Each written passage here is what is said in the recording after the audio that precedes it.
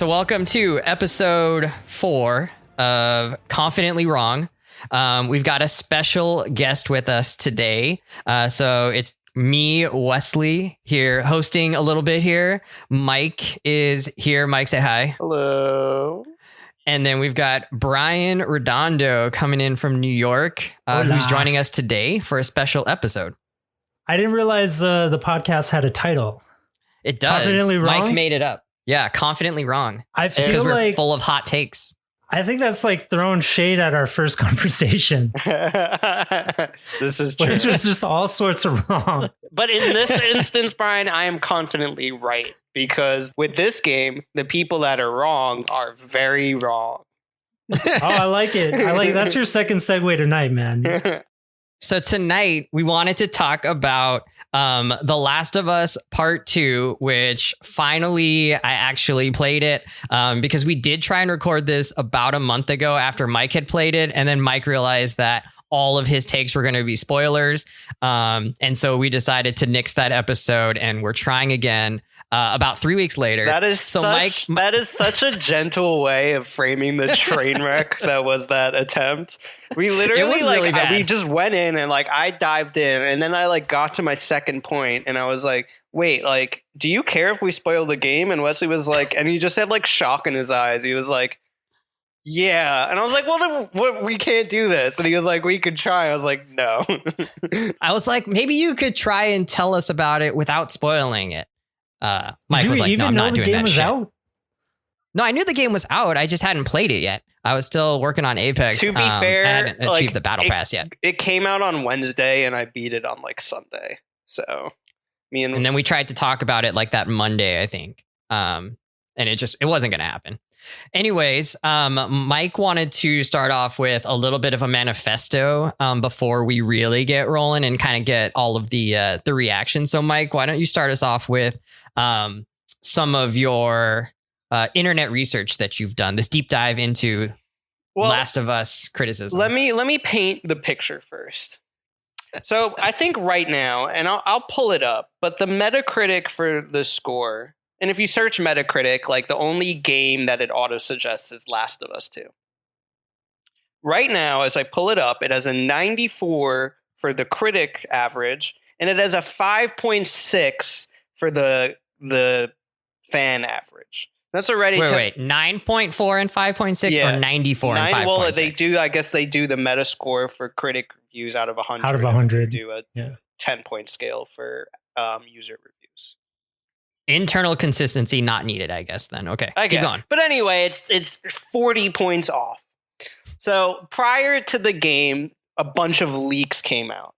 Were y'all aware of that when that came out? Did you read them?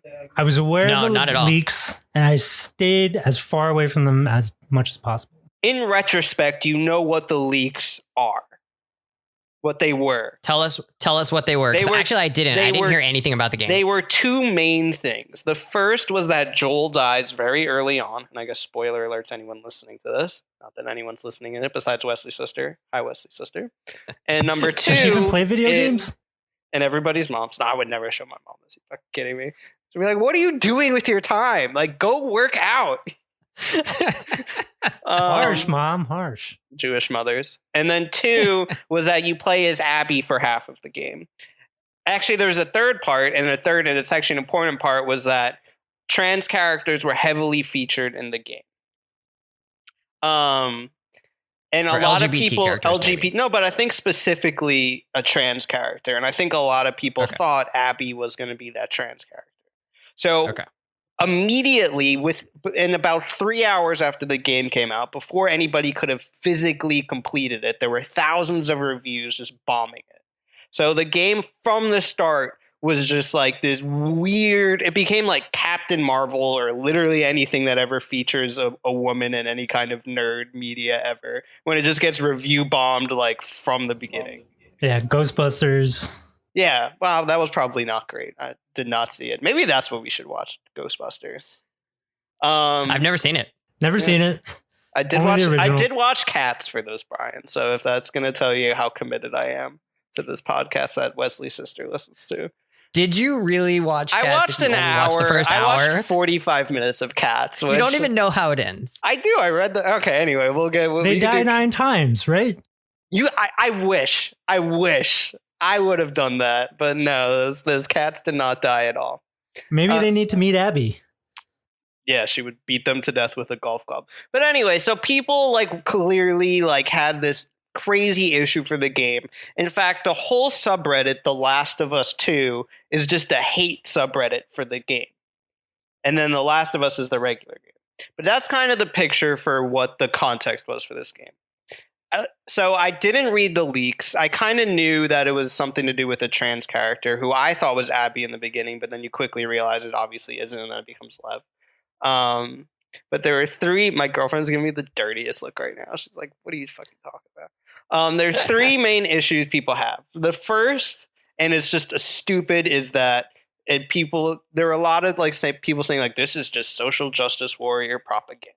And like this is just a rainbow flag agenda. Like I saw a post where someone like saw a rainbow flag in the game and they lost their shit. 2, they did highlight it, right? It comes up in the cutscene. Like, what is that? No, it wasn't in a cutscene. It was not in a cutscene. It was literally just in the world. Lev definitely says like, "What is that?" And Abby was trying to explain it. I thought maybe I might have missed it. 2 is that people didn't want to play as Abby, and that I don't care about her or any of her friends. So the entire second half of the game. And then 3 was that the story is just generally mediocre and it's just poorly written and it's not good. So I don't know what your thoughts are on that, but that was the 3 main things that were the trends in these like review bombing and really negative reviews of the game. And a lot of that you're saying was even before people had really played the game. No, before you could have physically finished it, there was a shit ton of reviews out. Yeah, I saw reviews not so much criticizing the LGBTQ, SJW stuff, but they felt like the story was a little bit, weak in some parts. And it was people who seemed like they had played the game, but like that was stuff I had read that had been published after the release. So, were people also hating on the fact that you had to play as Ellie instead of Joel? No, I think people were fine with that. It was really just like they wanted another Ellie and Joel adventure. So A, Joel dying, and then B, instead of playing as Ellie the whole time, you play as Abby.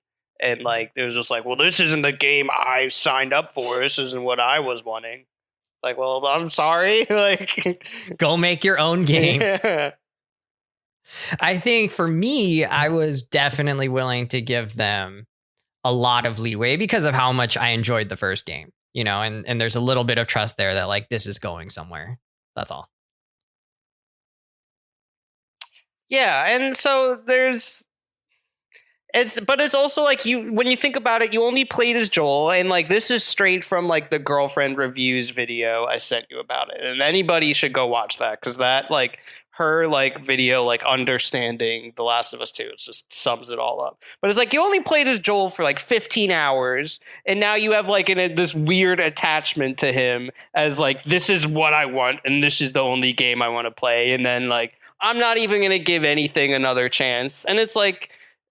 I don't know. So it's just, to me, that is just like, you can't go into a game with expectations and then like just refuse to really think about it critically when it doesn't live up to like your specific expectations of how you want a game to be structured. Yeah, it's like the whole Star Wars thing, right? Like people hated the fact that there are all these people of color suddenly inhabiting the Star Wars universe, and they're like, this is not the Star Wars I grew up with. No, and those movies are terrible for other reasons. But yes, that is true. But that having a diverse, yeah, absolutely. And it's like that's what my thing is. Like, I'm sorry that like LGBT and people of color exist in the world. Like, if that alone being in the game is just like outraging to you, then like I don't really know what we can like make for you moving forward. I think also there's a tie in there to like people who say, well, that character in a comic book movie, well, that's not how they would have done it in the comics, or that's not true to them in the comics. Like they are the ultimate arbiter of what a comic book character is. There's no source material for this. It's a fucking, it's nothing. Like, how are you going to get upset about something that They're like, doesn't well, it doesn't exist? agree with the first one. And the crazy thing about the comic book argument is that comic book characters have existed for decades and are written by literally like hundreds of different people all the time. For sure. Bring different takes to each one of those characters. So like canon or not canon, like who gives a shit? It's just a character. Batman has evolved so much over so many years, right? Like, yeah, he wasn't always he's like dark, like dark nihilistic person that Zack Snyder put on screen. Like Adam West was the hokiest character ever. These things change and they're open to interpretation, and like, you know, you come to a story for a good story. Exactly. And it's like, so when people like have like that kind of foundational argument, then for me, it's like, I don't really know how to engage with you when it's like, you won't even like let the game be what it is and analyze it as that. You're going to like analyze it compared to your expectations. Agreed. So fuck the neckbeards and incels. So should we analyze the game as a game? I don't think, how can you, dude? That game like fucked my life up for 2 weeks. Like anything like that is not just a game. But we'll go into, Wesley, why don't you take it away with some actual structure here versus my. All right, so we're going to start with some general questions, and then we'll do some rapid fire, maybe some true false questions. We'll see how long this episode runs, because we're all really into this game. Both of these guys finished the game before I did, so I would text them as I was making progress through the game and be like, whoa, look at this, look at that. And they were like, oh, there's more coming. So it was crazy. All of us, I think, really were into it. You didn't just text. I don't know if this is the same for you. You text me incessantly. I'd be like, oh, way too much.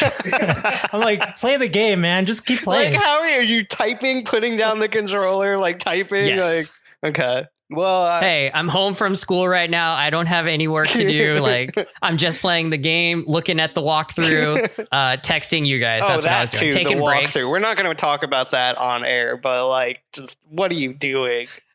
I use the walkthrough, ladies and gentlemen. I use the walkthrough. No, but for finding shit. It's obsessive. I didn't want to miss out on the stuff. OCD shit. Are you serious? I was super obsessive about it. No, wait. You know what? Now that we're on this, you need to explain to him how you progress through this game, because it's the most batshit weird OCD shit I've ever heard in my life.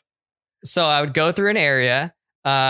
If there were bad guys, I would try and fight the bad guys first, clear them all out, like all of them. I wouldn't do the like, let me run through the area for the most part. And then I would literally run my character along the edges of all of the fucking tables and shelves and everything in all of the buildings. And then I would go, before I moved to the next area, I would look in the walkthrough and be like, did I miss anything? And then of course I would inevitably miss something. And then I have to go back and like, you know, go find all of the things. Oh my God. Well, like not that far, but you know, like I'd go over the area again. Well, you would tell him about the second holster. Oh shit. So wait, did I tell you about the second holster? Okay. So as Ellie, you can pick up the small gun holster and the long gun holster. And it was fucking me up that I didn't have one of them. I think I didn't have the short gun, the small gun holster. And I saw it in the review. It said it was coming. So I was like, okay, I'm going to look out for it. And then I missed it. I got it. And then I saved the game, or I exited the game, and it didn't save. And I played for about an hour, not realizing I didn't have it until I got to the next confrontation. And then, of course, I was like, fuck. And I didn't know if there was any other place to get it. So I went back in the chapter select, and it sent me back over an hour before I get to that safe that has the small gun holster, and I replayed the game from an hour before that just so I could pick it up. Because I was like, I'm tired of not having this holster. And I didn't know if there was another way to get it. If the game were mediocre, I would have stopped playing right there. Yeah. I've been like, nope, not worth it. Not worth my time. It's over. I have done that many times in various games. Well, yeah, it was obsessive. I needed to get it. All right, so let's start with some general questions. Brian, you're going to go first on this one.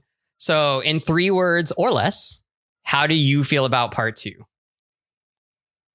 3 words or less? Oh, man. Yep.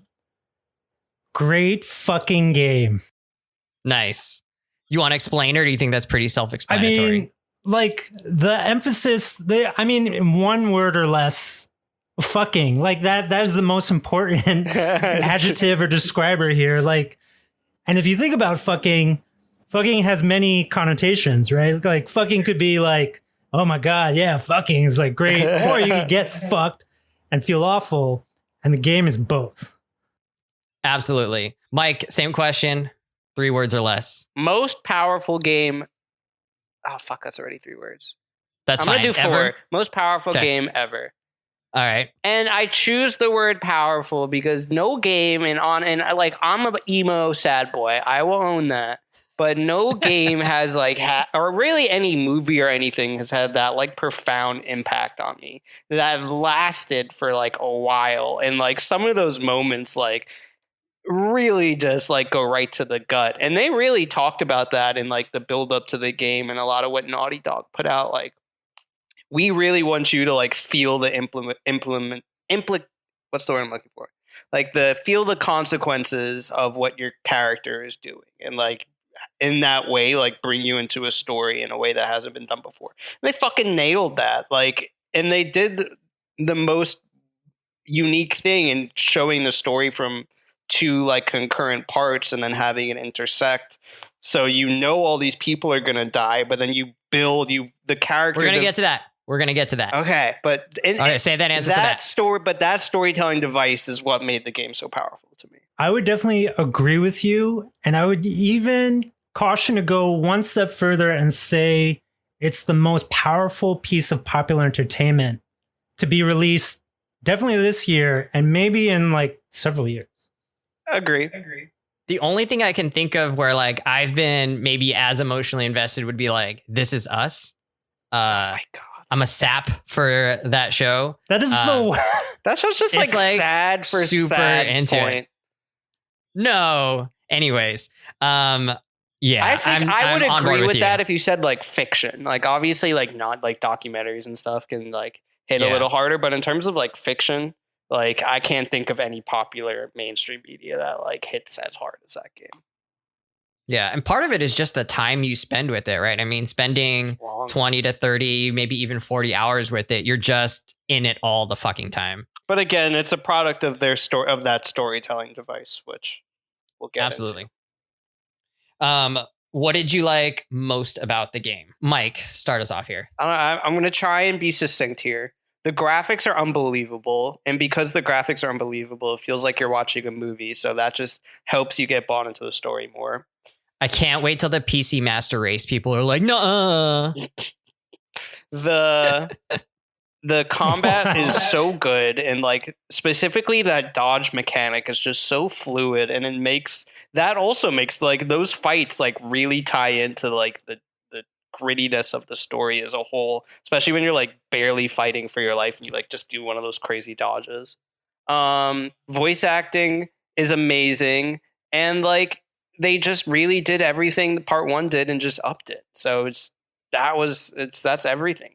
Brian, I think for me, like the gameplay is definitely, I think, a vast improvement of the previous game. But even if it were the exact same gameplay of the first one, I think to me what really catapults the sequel is just how incredible the storytelling was, right? That they were willing to like take these huge risks, tell us the story from different vantage points, but also make us care about the characters by putting us into very mundane scenarios, things where the only important aspect is not the gameplay per se, but developing the relationships between the characters presented and making you want to feel invested in those.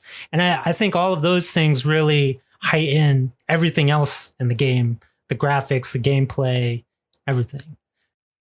I am super on board with that take. I was thinking about like the moments where you're going through the house and Ellie makes funny faces, right? Like there's no reason that you had to include that. It doesn't maybe drive the story further, but it invests you in the character as like a real 3D human being. And you kind of just get to know like what she is like. I was thinking about like the moment where she has her birthday celebration in the museum and really enjoys like the space and the dinosaurs and just like marveling at the world. And like those things don't drive the story. They don't necessarily push the plot, but Naughty Dog took a great amount of care to make those moments feel real, to feel beautiful, to make you feel good about like, you know, who these people are and make them feel kind of more well-rounded, that they have a life outside of bashing each other's brains out. Yeah, that wasn't 10 minutes long. That wasn't like a cutscene. That was like a 45-minute thing. And like, if this was a TV show, that would have been like a whole episode of just this flashback to develop like that one point. And like, that's ambitious. Like, that's just a crazy thing to do in a video game. Yeah. Who knew that throwing a hat on a Stegosaurus could be so meaningful?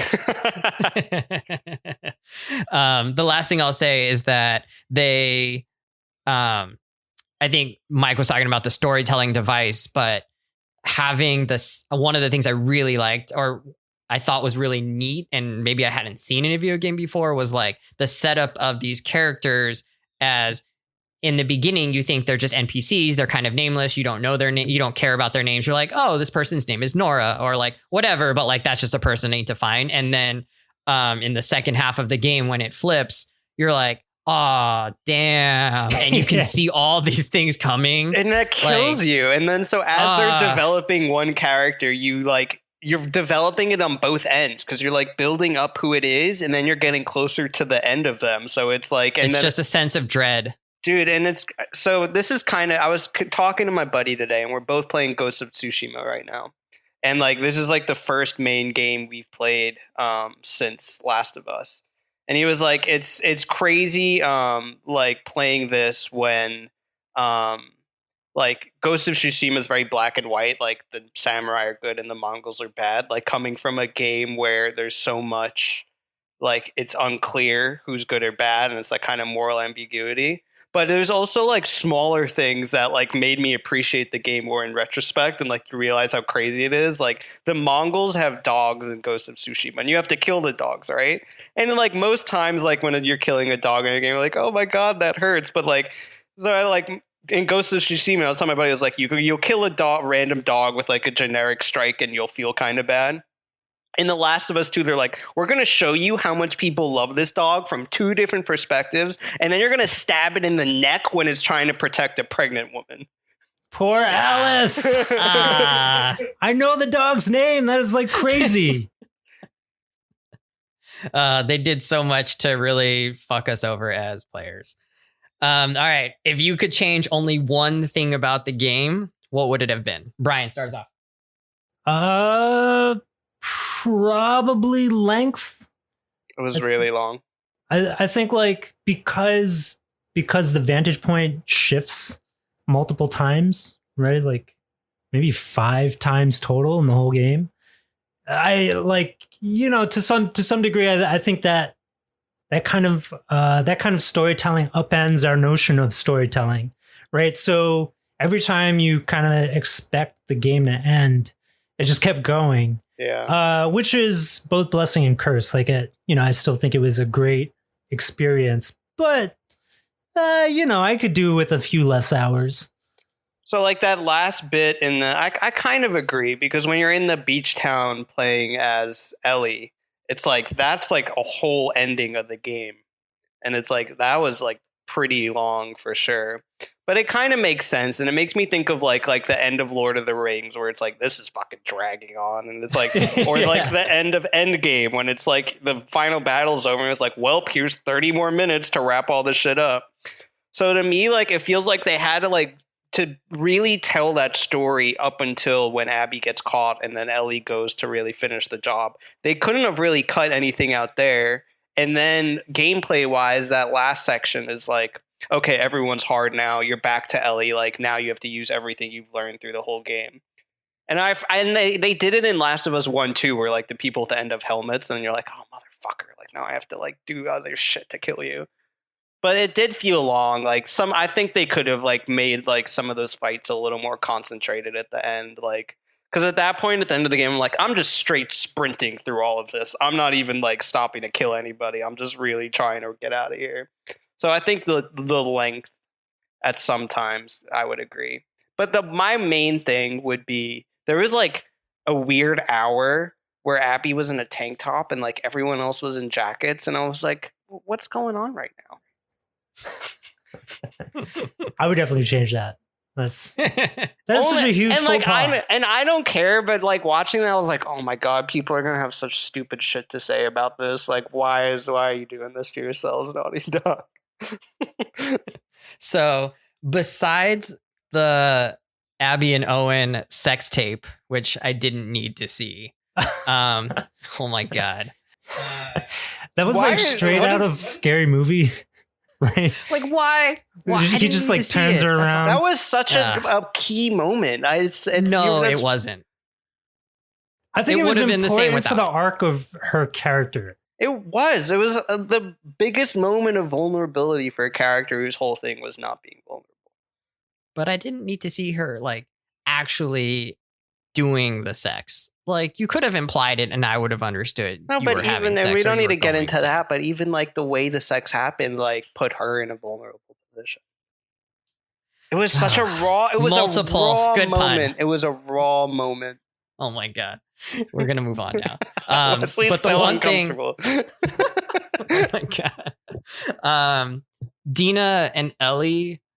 I didn't think that in the beginning they built up enough trust where I really believed that Dina was going to follow her the like very next day out into this like, 10-day trip to Seattle out in the unknown with all of the infected. Like if I had hooked up with somebody the night before, I would definitely not be like, yep, following you to all the way like fucking a month-long trip to who knows where and who knows if we're ever going to come back with no support, right? You moved to New Orleans for a girl. Yeah, but we were dating for like 8 months or a year at that point. Oh my God, they had known each other. Yeah, but like they had just hooked up and both of them were like not really sure where they stood. And then a day later they were like, oh, I love you. And I don't know. I just felt like that part wasn't earned. I loved you. They banged in a weed growery. It was awesome. No, they said, yeah, but later when they get to like the music store or something, they were like, oh yeah, I love you. And it's like, we just hadn't seen any of that. Like maybe you can just assume, that like those moments had built over time. But I think that to me felt a little bit unearned.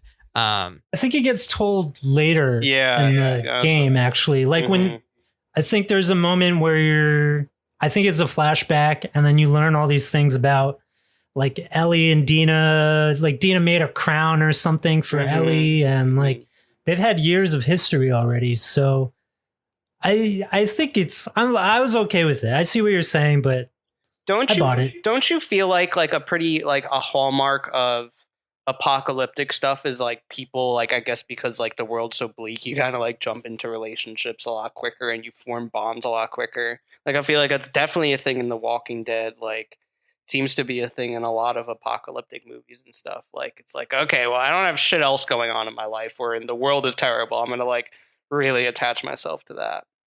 But I also really agree with Brian. Like they didn't like lay it out all of it through cutscenes, but through like journal entries and shit like that. They seem to like, and I think when you start the game, like part of it's like you need to like to kind of just go with the time jump and like now they're in this well-developed city and shit like that. So like a lot of stuff has clearly been happening.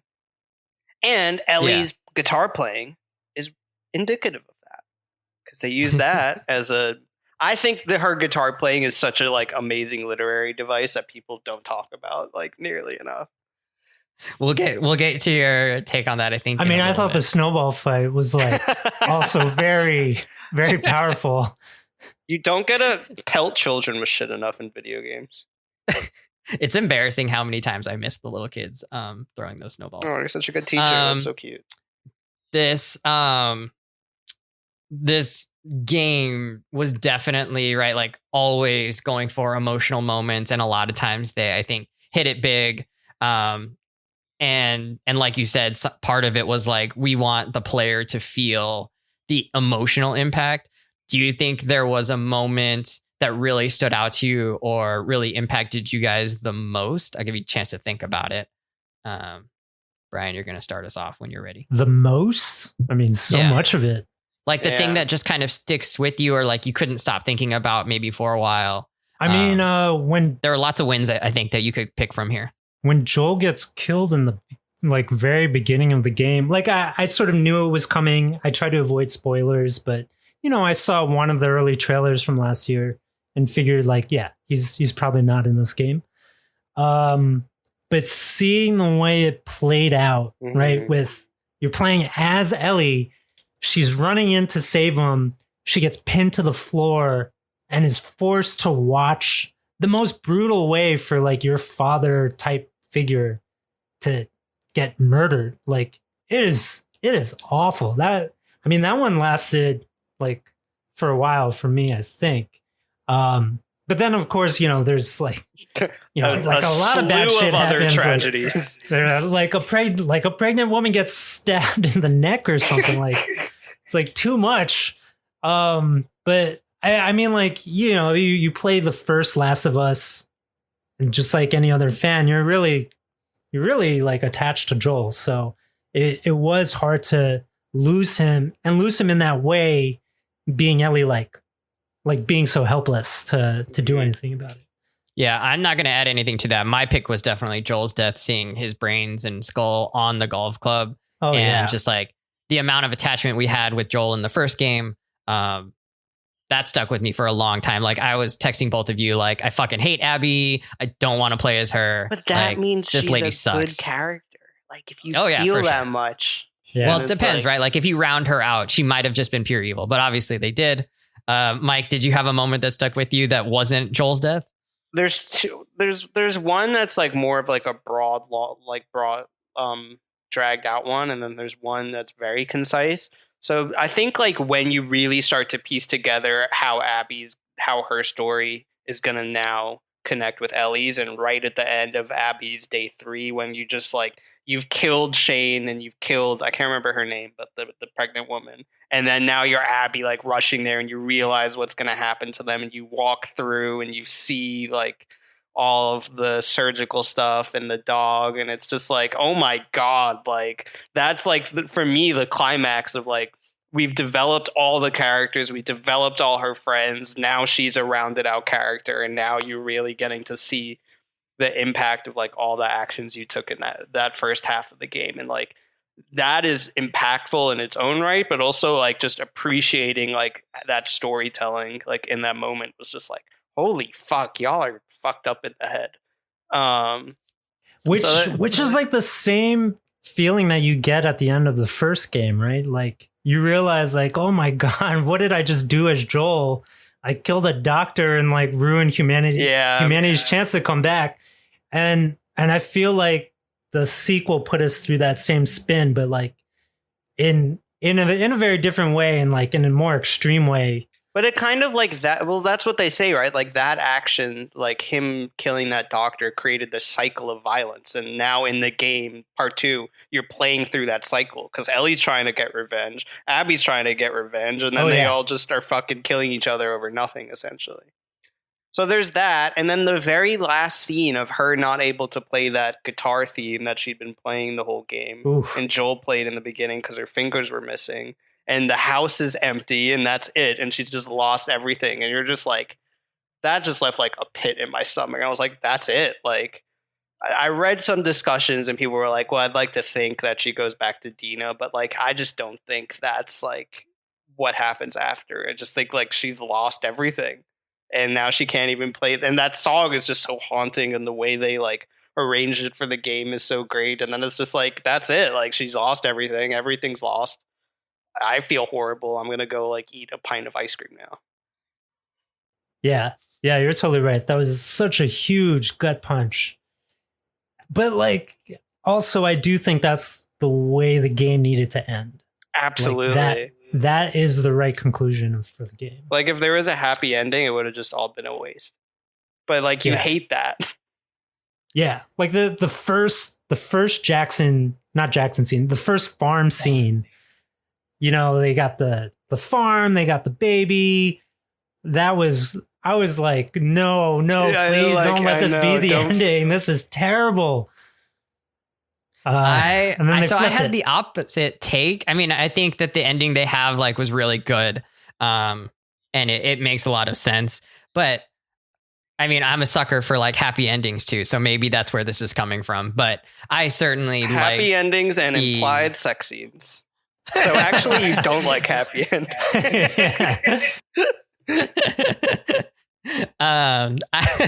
I liked having the idea of having the first farm where like she's able to have her family, and even the complexities that existed within their family, right? Like Jesse's mom, it seemed like maybe her family members or sister or something like had really embraced like the idea of Ellie and Dina raising the kid. They were away from other people in some sense, so they were able to build their own life. They had some sense of like self-determination living out there on their farm. And I was telling somebody, I think I was telling Mike offline, like that even though I did like, I can see where people are saying like it sort of undercuts the sort of the theme of the show, the video game, having sort of a happy ending like that. I thought there was some resolution there of like that it centered the family, right, rather than centering revenge. And there and that's what like it had always been about, I think, from the first one, right? Like Ellie and Joel form a family, and it's not a perfect family, it's not a perfect bond, but like that relationship is what's kind of centered and deemed most important by the end. And there's a certain sense of like Ellie and Dina and whatever the baby's name is, like building a family together is sort of a continuation of that theme, that like families are really important even when, you know, and our way out, our salvation, right, from these cycles of revenge that you guys were talking about. So I thought that sort of worked. And obviously I like happy endings, so I felt like that was a good place to end it. Not that I think there's anything wrong with ending it the way they did, but I did like that as like the ending, and was kind of like, what? There's more to this game? Like, where are we going now? Like, it felt really concluded to me. Yeah. Well, I think like that's kind of the issue, is that like at the surface level, it seems like it's just a revenge game. And there's a lot of criticism online from, I think, people who are criticizing the story and saying like, oh, it's so simplistic. It's just, you know, cycle of violence and revenge after revenge. I think it's actually a little bit deeper than that. You're right that family is at the focus, but Ellie's whole arc is not really about getting justice for Joel, right? It's kind of because of the way that they make the reveals of the flashbacks with Joel towards the end of the game, right? Like Ellie knew what he did, and Ellie was trying to forgive Joel. And she's basically this character who like lost her purpose in life, right? She thought her whole thing was she was going to sacrifice herself for the greater good of humanity, and someone took that away from her. And then she didn't know what to live for. She has survivor's guilt. And then she was about to start a path where she's going to try to forgive Joel, right? And that sort of became a goal for her. And then that goal was taken away. Not necessarily just the person, but like the purpose that it imbued her life with was taken away. And so she's somebody who is fraught with emptiness. And, you know, she's like 19 in this game. She doesn't know how to fill it. And that, I think that's what propels her to go after Abby, because she knows nothing else. And so finally, at the end of the game, like she already gave up the family that would otherwise be her salvation. She gives it up because she still feels really hollow. And so at the end of the game, it makes a lot more sense, because she's finally, you know, she needs to really bottom out to be able to turn the corner. And I think ultimately that's what happens. And Ryan bringing the fire. That was heat. Fire. And to round out his point, the lyric of the song, the first lyric of the song they play over and over again is, "If I ever were to lose you, I'd surely lose myself." Exactly. And the last scene, she can't even fucking play that song anymore. And so I think, and there's one point I want to make, and specifically like talking about like that potential happy ending, and then it all just like falling apart from there. There are a lot of movies, there are a lot of TV shows and books, and there are some good movies, TV shows, and books that are entirely based around the main character having post-traumatic stress and having panic attacks and blackouts because of that. And that's a huge part of this game for her journey. And like, no one talks about that. Like, and I think that's so much of what they wanted to show in that idyllic farm segment is that she has everything. And then she has like a crazy panic attack blackout in the middle of that farm. And we've been like brought along that journey and have experienced all that trauma that when she's experiencing these panic attacks and like just meeting like typical, I'm not a doctor, but it seems like she's like has post-traumatic stress disorder and is having like panic attacks because of it. Because you've gone along that journey and you've almost experienced that trauma with her. You don't think of it in like a gimmicky, like, okay, this is just part of that like character of this movie or game or anything. It just seems like a natural response for that human character. So when those blackouts are significantly impacting her actions, like she has one and then just decides she has to go give up her whole life, like that's clearly driving her action. But because the story's told so well that you don't view it in like a monolithic light, like you view it in a greater lens of the whole character. And that can only be done through such a holistic storytelling and telling it in such a deep way.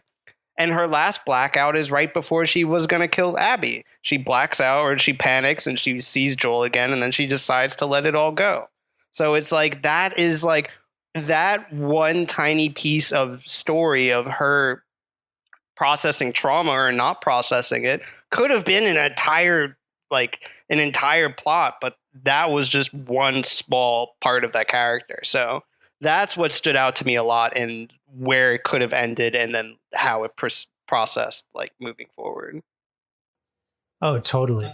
Yeah, I definitely like vibe with that for sure. Do we feel like we have any bigger thoughts that we want to add here? Otherwise, I got some kind of more rapid fire questions for y'all. Dude, I'm going to have to play this game again and it's going to like destroy me and it's going to be all your fault. I've been replaying particular chapters like over again. Oh, that's a good idea. And I play them on the easiest setting. Though I think I should be playing them on survivor mode because I watched a YouTube video that made a very persuasive argument that it's probably a more real experience in survivor mode. But anyway, replaying some of the chapters is amazing because you realize all the things that are happening concurrently in the other timeline. Like when Ellie is chasing Nora through the hospital and there are alarms going off, they're going off because Abby's in the other part of the hospital. And then you overhear like Nora having a conversation with wolves and she's like lying to them about where Abby is. It's crazy. I didn't even think of that. It all fits together so nicely. I didn't even think of that. Oh man, that hospital scene had me like way too much adrenaline. When Abby is searching the lower levels for whatever fucking God for the first aid kit, and you know it's coming for you. Here's the thing: I hate stealth games. I really do. And it's like I just want to get through this. Like that shit was just like I'm done. I'm done with this. I can't do it anymore. I hate horror movies, and that felt like a horror movie. The sound, the like music, her breathing in the gas mask, like all of it was just like had me way too hyped. But like in a bad way. That was just nuts. And then to top it all off, she finds the first aid kit. They go back and save Yara's life by cutting off her arm. And then literally a couple hours later, Yara is killed. Why did we have to go fight this like crazy spore driven Rat King? No one is safe in the pandemic. Oh my God. By the way, Rat King is disgusting. Don't look it up. Look it up. It's sick. Oh my God. And then Yara fucking dies. Like, what was the whole point? The game could have been exactly the same had we just let her die of consumption. Anyways. That's a legitimate criticism. All right. We need it for the redemption, man. It was all part of the redemption. That's true. That's fair enough. All right. Last medium question here. Any weird ways that the game impact you? Mike, I was thinking about the guitar thing for you. But Is there any ways that this was kind of a weird impact on you, unexpected? Yeah, I mean, it inspired me to learn that song she plays over and over again, and that just kind of led down a road of like. Also, I learned the "Take on Me" one she does, and like I never played fingerstyle like that before, so it's like because those songs have such like emotional weight to them now. I was like, okay, well, that's really inspired me. So I did not expect that to happen, and it's been pretty cool. Still terrible, but it's a who knew "Take on Me" could like be so emotional, be devastating. Like, and they did the whole song. She didn't just like, it wasn't just like, oh, fade to black like after a verse. You sat there and watched that whole thing, and like I was like, is this optional? Like, this is a whole ass like meaningful moment that you could just be like, never mind. Yeah, some people didn't. But that's in the music store, right? Yeah, it's optional. It's crazy. I think I texted you. I was like, that's crazy that this moment is optional. It's so like beautiful and powerful. Yeah. Finding the porn tapes in the weed house, also optional. Crazy. Finding what? Finding the porn tapes in the weed house. No way. Optional. What? I didn't even know that. Naughty Dog strikes again. Brian, was there anything that was weird in how the game impacted you? Weird? Unexpected. He's been like passing out in the shower every night. Like he just like sees black and he doesn't really understand. Every time I see sheep, I like lose my shit. I mean, like I was so hyped for this sequel. I didn't know if it would live up to it, and thankfully it did. I think one thing worth mentioning is just like how right it feels for like the world we live in. Yeah. Which I guess maybe I didn't think about during the first game, but this one like feels really like super political. You know, like just like our current environment, like we're dealing with a pandemic and like everything, you know, divisions between everybody in our society is like at an all-time high and everything's vitriolic and polarized. But this game reminds you like, hey, there are people on the other side of those divisions. And it's worth thinking about how people are still humans and deserve to be seen that way. And I think that was a pleasantly surprising takeaway for me. I'm glad you viewed it so positively, because I feel like you can be like, oh, wow, there's like, you know, people just trying their best on both sides. Or like the way Abby was like, wow, everyone is horrible. Like I told Wes, I was like, and everybody is horrible. There are no good guys in this movie. Like in this game, like everyone is bad. And that's the whole thing. Like they all have their reasons and like we identify with those reasons. But objectively, they're all doing terrible things for 25 hours. They've just murdered everyone. I mean, yes. Everyone. Like they, you know, like if they lived in some southern states, they would get the death penalty. Like for sure. And like, you might say in the video game that's like, worthwhile. Who is like supposed to like, I guess, be like a light in the Abbey. Who the fuck is Shane? What was the guy's name? Owen, not Shane. Why do I think Owen? Owen just cheats on his pregnant like fiance or whatever, and it's like that's just like a minor terrible deed in the game. He's definitely a D-bag. I wasn't a big fan of Owen, even though he is, you know, he offers the most wisdom, I guess. Also, how old is he compared to Abby? Because she looks about 12 in some of the scenes and he looks like 19. Like that is a little bit questionable. That's all I'm going to say. That's okay. She doubled in size by the time they hook up. Jesus. I only have one very trivial way this like affected me in a weird way, is that like the combat and aiming is so slow that when I went back to Apex Legends, holy shit, I was aiming all over the fucking screen and couldn't hit jack shit for like a good hour and a half. I was awful. So that was just a minor way, like an unexpected, like that was weird. Try playing the game on the lightest setting. For real? It's so easy to aim. It's like the game does it for you. It's awesome. Nice. Big auto aim, snap 2. Yeah. Done. Headshot after headshot. No problem. Nice. All right. Quick questions here. I think we're wrapping on like 40 something minutes now at this point, maybe like 50 minutes. So, you know, we should probably speed towards the end here. This is the downhill of the climax. what strategies, in a very small amount of words, what strategies did you rely most on in the game? I would start stealth. That would inevitably fall apart. And then I would just fight my way to the end. Because I played on the second hardest difficulty. So you would get fucked up pretty quickly. So it was running. You didn't find running out of ammo to be a problem? Because I played on the regular medium difficulty, and I feel like I was running out sometimes. I hated that part of the game, and what I loved about this game is you could change the difficulty of specific parts. So I made everything hard, and then I turned down the ammo scarcity to make that a little easier. But yeah, it was mostly the stealth would fall apart, the situation would just go to shit, and I would be running up to where you're mashing triangle to open the door. And that made shit crazy when you're really sitting there fucking mashing the button because people are chasing you. Brian, what was your main strategies? I'm gonna sidestep your question for a second, but I wanted to talk about ammo and one criticism of the game. What is this explosive resource that they're always finding everywhere?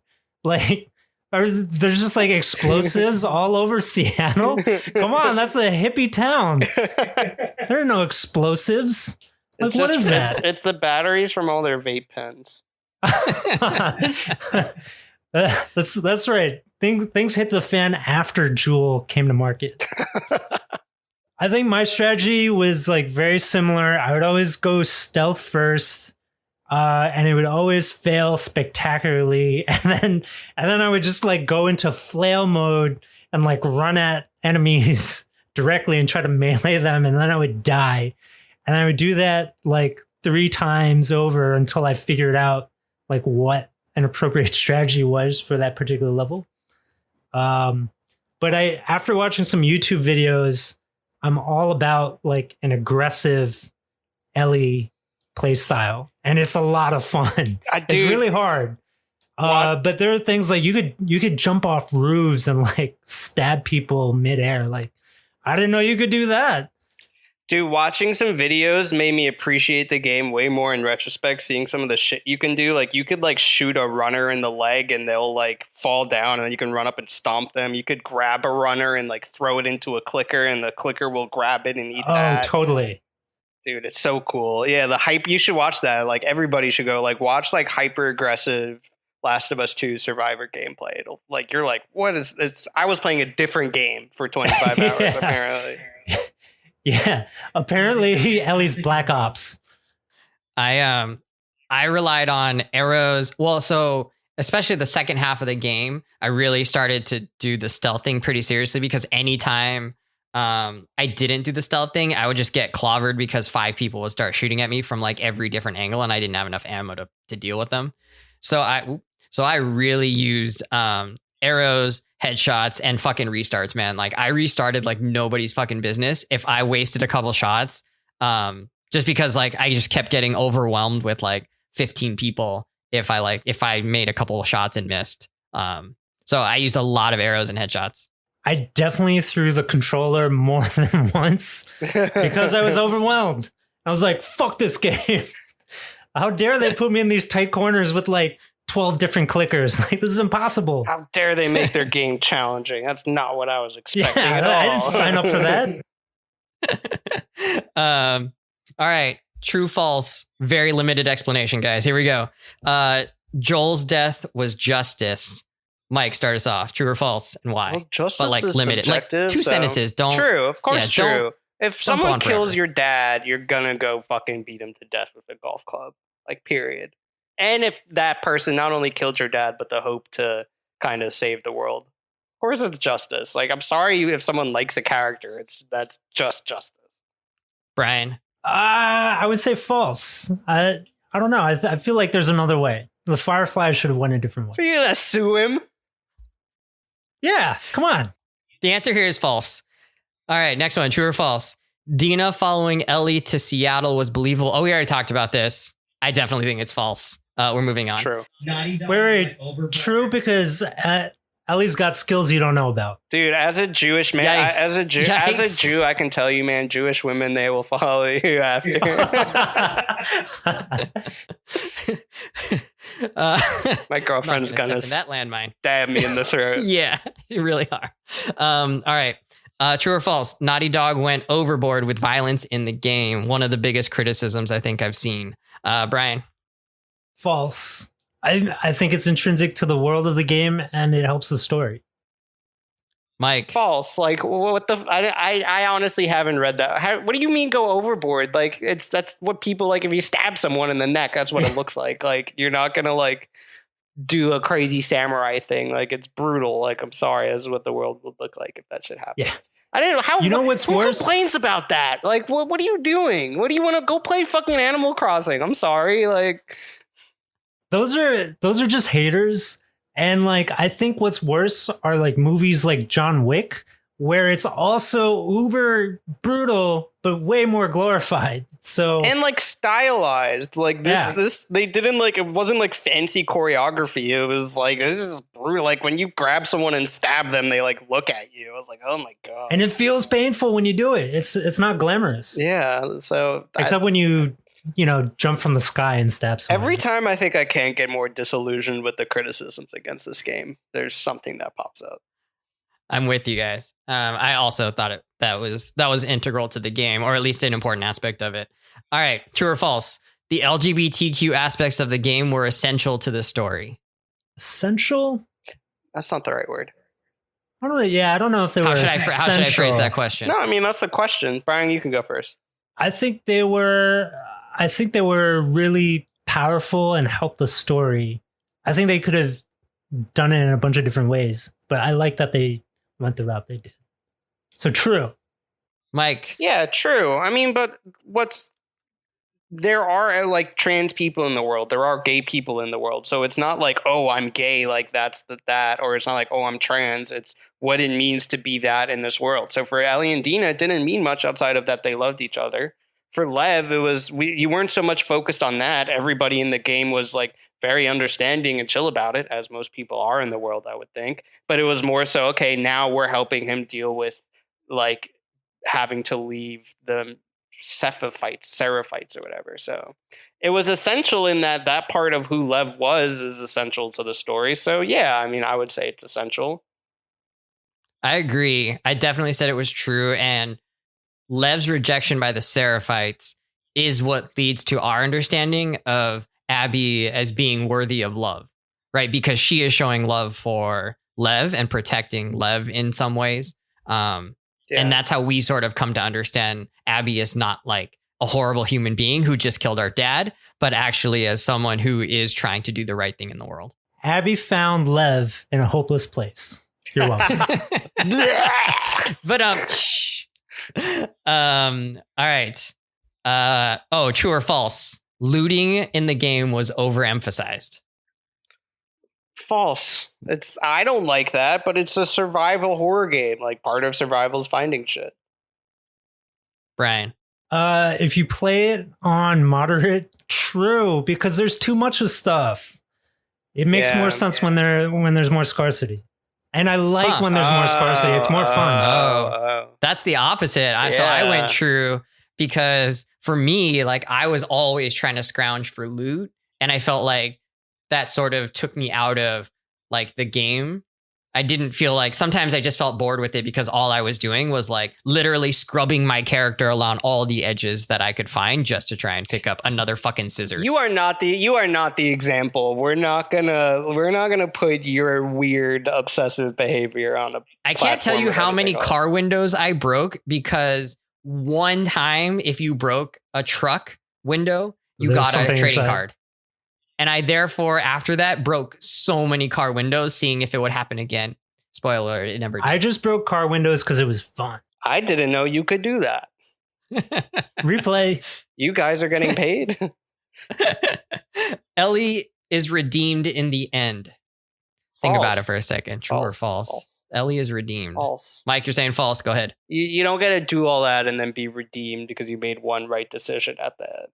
Like, I feel like if you look at that in like an objective moral lens, like you're a bad person, you did all of this, you threw your family away. Like she threw her family away and then made the right decision after all of that. Like you're not redeemed. Like, I'm glad you made the right decision and like you could grow as a person, but I don't think you're redeemed by any means.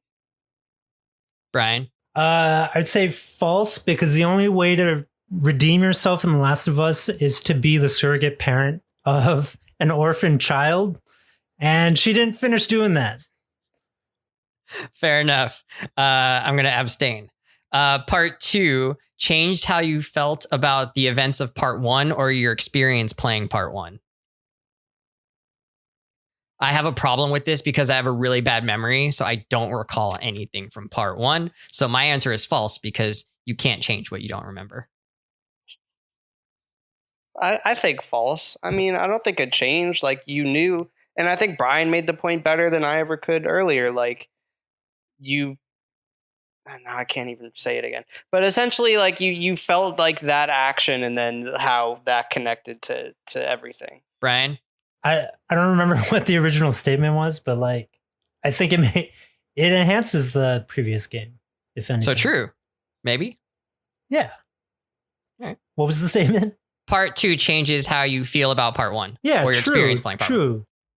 How did it change it? I think it makes it.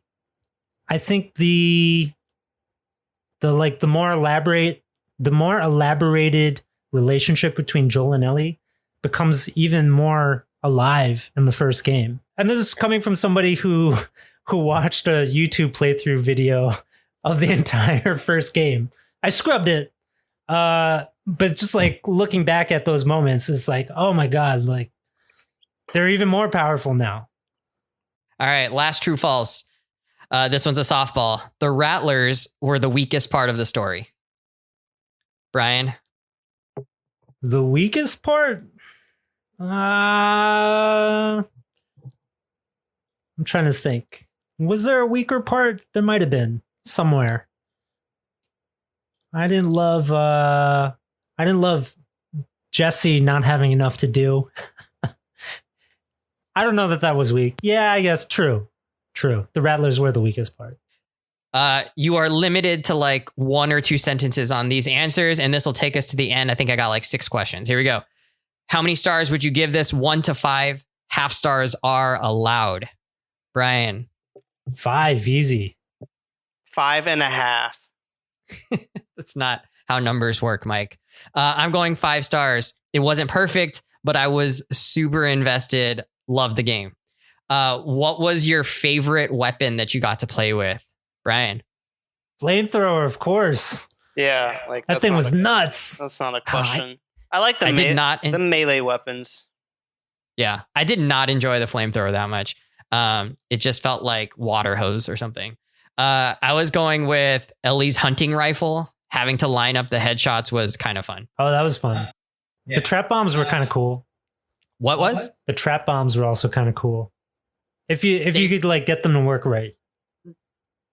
The bodies would just completely disintegrate. I wish the game would allow you to do tripwires, to make tripwires. I think that would be so awesome. That was like one of the most fun parts of the game. Yeah. That would be OP, my friend. OP. What was your least favorite item that you had to use or craft? Mike? I didn't really use the bombs that much, to be honest, like the ones you plant. But there wasn't anything I like hated using by any means. Brian? I didn't really craft the explosive arrows. But watching YouTubers play, that shit is effective. For the hyper aggressive mode? Yeah. There's kind of like too much stuff to build. Like, and I like half of my items I didn't even use. Like when you were talking about finding the holsters so you could have the second revolver or whatever, you don't need the fucking revolver. This is the worst gun in the game. Like, I never use that thing. It's more powerful. I use the revolver. I use a revolver. Yeah. Really? Yeah. My least favorite was the pipe bombs. I didn't find them that useful, and they kept going off in like not where I wanted them to. And Abby's silence assault rifle that she picks up at the end, that was sick. It just fucking had so much recoil that like I couldn't kill anybody with it, and it just didn't actually help. All right. Who was your favorite character? Mike. You could interpret favorite however you want. I guess Ellie. You want to give us more? That's it. I mean, it's just everything revolves around her, and you kind of have gone on that journey with her, for a decade, and you got to watch her fuck everything up. Sounds good. Brian? I got to agree. Ellie, been with her for a long time. Love the character. Shout out to Ashley Johnson if she's listening. Is she the voice actor? Of Growing Pains fame. She's just has always been the soul of the series. But honorable mention to my boy Jesse. Totally unexpected character to walk into The Last of Us. Great voice, whoever that is. Brian, with the deep knowledge here, he really did some research coming into this. My favorite character, I think, was Lev. Just like his innocence, I think, was really needed in the game. And even though he was a dumbass and tried to save his mom, and that ended up getting his sister killed, I think all things considered, having him in the story was really fun for me because he sort of brought a really cool new layer to the game. His innocence as he viciously murders people with a bow and arrow. Yeah. Is that really vicious? He's just kind of pokes them. He just sticks them. He's it's like darts, it's fine. I mean, he basically occupies the Ellie role for Abby. And so, I feel you. And he was often only killing people in self-defense. He would not be the aggressor, I think. Unlike Ellie, who... really just the aggressor. All right. You really don't have to answer this in very long words. You want Naughty Dog to make a third installment of this series. Mike starts off. I want Naughty Dog to make whatever the fuck they want, and I think they have earned that right. But a third would Unchecked be good. Power. I am excited for the multiplayer game they are making in The Last of Us world. Oh, is there? Right. I did not know that. Mm-hmm. That's going to be nuts. Mm-hmm. I think I agree. Naughty Dog makes incredible stuff. Yeah. Whatever they're inspired by. But I will say, I'm scared if they make a third one just because, it's a high bar. Yeah. But I would definitely play it. And I would hope it's about Abby. Risk averse. That's the next question. Would you play the third installment should they make it? Yes. You got to. I would do questionable things to have the ability to play that game if it was up to it. Ugh, I'm afraid to ask. Okay, quick. How did you feel about Abby's physique? Her, weightlifter arms that she had. Brian, how did you feel about it? I don't know. She's jacked. That's just her character. I think it makes sense story-wise. She's so focused on revenge. That was her ultimate goal. And she made herself a weapon in service of that. Like it, Mike. Yeah, it's why are people even talking about it? They make an effort to show you that she lives right next to a full-ass gym. And I don't know, I have a lot going on right now, so I don't work out. Pretty sure if there was an apocalypse, I might be able to, motivate myself to work out a bit more. And it's the game makes you play more aggressively with her. She's clearly the best soldier in this fucking wolves. So it's obviously she's jacked. I don't know why people are still talking about her fucking biceps. I just felt like they were really distracting. I didn't mind. I think they play a role in the story. I don't mind them, but looks wise, whenever she was on screen, I was just always really distracted because they felt like her arms were from another person that was much larger than her. And then they were bolted on or wrenched onto her body. And they just didn't fit with how the rest of her body filled out. That's how I felt about it. It didn't distract you in the sex scene, correct? It absolutely did. She definitely has that bodybuilder thing going on. But correlated question, is Owen into it? Oh, absolutely. Does he like older Abby or new Abby? I mean, again, it's the apocalypse. It's not you're just hopping on Tinder and, But maybe I feel maybe people's standards are quite a bit lower. But Hinge might exist. Bumble would definitely exist. It is the apocalypse though, so maybe I guess what you're saying is there's not you're not gonna discriminate. Anyway, go ahead. Maybe evolution kicks in and you're really about survival of the fittest, and so maybe there's a certain more appeal to it. In fact, all right, this is it. Last thoughts or anything we didn't talk about, bullet point style, no essays. Any last thoughts you want to leave us with, Brian? I'm only interested in like weird fan theories, like like what happens to Abby and Lev once they make it to Catalina Island or whatever, as it's implied. There's like some screenshot floating around of like Ellie wearing the bracelet Dina gave her when she shows back up at the farm, and like is that significant somehow? Like, did she actually reunite with Dina? I don't know. Those are kind of meaningless, actually, but fun to think about. For me, I think my last thoughts are like, it's hard to say I enjoyed the game, but I'm really glad I played it, right? Just because of how hard it was to like go through all of that. Enjoy is not the word, right? Like I told my buddy that it's like, I don't know if I did like it. Like, is enjoy the word? It's like, that doesn't really seem to sum it up. It's like the difference between like going to see a Marvel movie versus going to see Roma or something. Like my buddy described it as fun. And I was like, it's not fun. Are you having fun? You don't have fun playing this game. I did not have fun. Yeah. I mean, there were definitely moments, but I wouldn't say I enjoyed it, but I'm glad I played it. It's a challenging experience on every level. Yeah. Yeah. I applaud the game devs for making the game.